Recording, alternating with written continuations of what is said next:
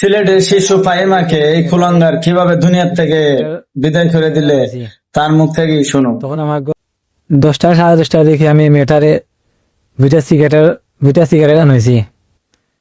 তখন আমার ঘর আসছিল খালি, আমি গেছিলাম গিয়ে ঘরেও, তো মেয়েটা আইসে, আমি নেশাগ্রস্ত আছিলাম।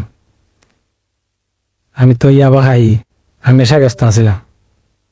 মেয়েটা আমার পরে আমি যে আমার মধ্যে কত অমানুষ জেগে উঠলো, বেটার প্রতি আমার খারাপ দৃষ্টি হয়ে গেছে। ওরা মেয়েটা নিয়ে পড়ছা যে পড়তে চাইছিলাম, তো মানে মেয়েটা অজ্ঞান হয়ে গেছে। আমি পরে বই খাই গেছি, আমি বাদ দিলেছি, অজ্ঞান হয়ে গেছি, মেয়েটা অজ্ঞান হয়ে গেছে।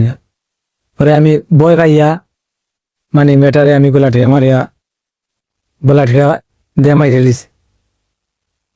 পরে আমি বইয়ে কিতা করতাম আমি তো কইয়া পাইলাম না। পরে আমি আমার ঘরে তো ফাঁকা আছিল, আমি আমার ঘরে আমার বাচ্চা ইয়ে আছিল, একটা সুরকেস আছিল, ও সুরকেসের ভিতরে আমি রাস্ত দুদিন এখানে আছে যে এখন আস্তে আস্তে গন্ধ ছড়ার, অনেক গন্ধ যদি ছড়া তাইলে পরিবারের সবে জানিল বা মানে মানুষ একটু পরে পরে আর যা। তো আপনারা তো নিজের কানেই শুনলেন কি বললো, ভিডিওটা একটা শেয়ার দিয়ে দিন।